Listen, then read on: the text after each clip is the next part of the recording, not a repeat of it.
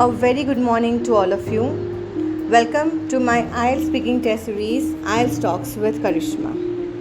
Hi, myself Karishma Joshi, the founder of Navigators Education, a mother of two cute daughters, a powerful source together, a wife to a founding partner, Chirag Joshi, a soulful and a supportive man, and a daughter to a father who taught me to value myself, to believe in self-worth and blossom into a strong and courageous woman. I am a certified trainer by ITP Australia, British Council, Cambridge University, PTE and TOEFL 2. Having 17 plus years of experience by training and helping to secure desired score in IELTS and PTE to more than 10,000 students till date by both offline and online modes. So guys, चलिए आज का देखते हैं Q card कौन सा है. So today our cue card topic is describe an interesting song. बहुत सारे सॉन्ग्स होते हैं जो हमें बहुत ही ज़्यादा पसंद होते हैं, तो आज हम उसी में से एक सॉन्ग के बारे में बात करने वाले हैं हमारे क्यू कार्ड टॉपिक में. उसके जो क्यू क्वेश्चंस है वो है what the song is, what it is about, whether the song is popular and explain why you think it is interesting. मतलब यहाँ पे बोला गया है कि वो सॉन्ग पहले तो हमें बताना है कौन सा है, वो किसके बारे में है, वो सॉन्ग पॉपुलर है कि नहीं, और आपको बताना है कि आपको वो सॉन्ग क्यों इंटरेस्टिंग लगा. तो यहाँ पे बहुत सारी चीज़ें लोगों के मन में होती है कि हम ये सॉन्ग के बारे में नहीं बोल सकते, हमें ऐसे ही सॉन्ग के बारे में बोलना है, मतलब कि जो पैट्रियोटिक सॉन्ग होते हैं या तो ऐसे सॉन्ग से हम बोल सकते हैं. तो ऐसा कुछ भी नहीं होता है. This is your examination for English language testing. तो यहाँ पे आप अगर कोई भी गाने के बारे में बताते हो जो आपको इंटरेस्टिंग लगता है तो उसमें एग्जामिनर को कोई प्रॉब्लम नहीं है. Okay, it can be any song. So be clear कि आपको ऐसे कोई सॉन्ग ढूंढने की ज़रूरत नहीं है कि मुझे यही बोलना है या ये नहीं बोल सकते. You can speak about a song, लेकिन येस ये इस बात का ध्यान रखें कि आप जो भी सॉन्ग के बारे में बात कर रहे हो वो सॉन्ग के बारे में आप कुछ जानते हो थोड़ा बहुत भी, और लाइक ना बेसिक इन्फॉर्मेशन है, जैसे कि वो टाइप का कौन सा सॉन्ग है, वो कौन से मूवी का है या एल्बम का है. तो इस तरीके से आप बता सकते हो. So let's start. हम स्टार्ट कर सकते हैं हमारा आंसर कि जैसे कि there are few songs which are really interesting either due to the music और लिरिक्स. या तो वो अपने म्यूज़िक की वजह से पॉपुलर होते हैं या तो उसके जो शब्द होते हैं, लिरिक्स होते हैं, उसकी वजह से वो पॉपुलर होते हैं. I too love many songs, मुझे भी बहुत सारे सॉन्ग्स पसंद हैं.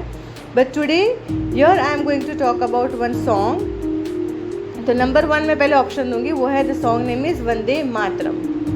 Okay, this song is written by Bankim Chandra Chattopadhyay and this is the national song of my country. ठीक है, अब ये सॉन्ग जो है उसके बारे में हम थोड़ा बताएंगे कि the song is a source of inspiration to the people in their struggle of freedom. ठीक है, the song brings feeling of patriotism, मतलब देशभक्ति की भावना हमें जागरूक करता है in the entire nation. It is also played and sung on national days to bring the entire nation together. अभी वो कब बजाया जाता है या सुना जाता है कि गाया जाता है, तो हमारे जो नेशनल हॉलीडेज़ होते हैं, नेशनल डेज़ होते हैं, उस वक्त वो बजाया जाता है सॉन्ग या तो गाया जाता है कि जिसकी वजह से हमारा जो पूरा नेशन है वो एक यूनाइट करके रहे और हमारे जो फ्रीडम फाइटर्स है, सोल्जर्स है, उसको हम लोग याद करते हैं. और लास्टली मैं बताऊंगी कि it is also played in the school and colleges and in like in the school colleges के जो इवेंट्स होते हैं उसमें भी ये प्ले किया जाता है to boost the moral of participants and release their national feeling. ठीक है, तो इस तरीके से आप सॉन्ग के बारे में बता सकते हो और लास्ट में आप एंड अप कर सकते हो. एंड टू कंक्लूड और last I would definitely like to say that I find this piece of music highly inspirational and energy giving. ठीक है, तो ये था हमारा एक फर्स्ट ऑप्शन जिसके बारे में अगर आप जानते हो, आपके पास थोड़ा नॉलेज है तो अच्छे से आप बता पाते हो. दूसरा जो सॉन्ग है हम वो थोड़ा लाइक हमारा बॉलीवुड वाले सॉन्ग में हम लोग जाएंगे. तो रिसेंटली जो भी पॉपुलर है सॉन्ग आप उसमें से भी बात कर सकते हो. तो मैं बता सकती हूँ कि मुझे पसंद है भाई चांद बालिया या तो जुगनू, तो आप किसी के भी बारे में बात कर सकते हो. फिर उसका टाइप बताना है कि वो कौन से टाइप का सॉन्ग है. तो वो एक romantic like kind of song है, या तो फिर जुगनू है तो वो rapping plus single singing song है. तो उसके तरीके से आप उसके बारे में बात कर सकते हो. तो जो जुगनू सॉन्ग है उसके सिंगर जो है वो बादशाह है. फिर अगर आपको अगर मालूम नहीं है कि लाइक कौन है उसके राइटर, तो ज़रूरी नहीं है आपको बताना, पर अगर आप जानते हो तो बता सकते हो, नहीं जानते हो तो बताना बिल्कुल भी ज़रूरी नहीं है. Now this song talks about expression of love through lyrics.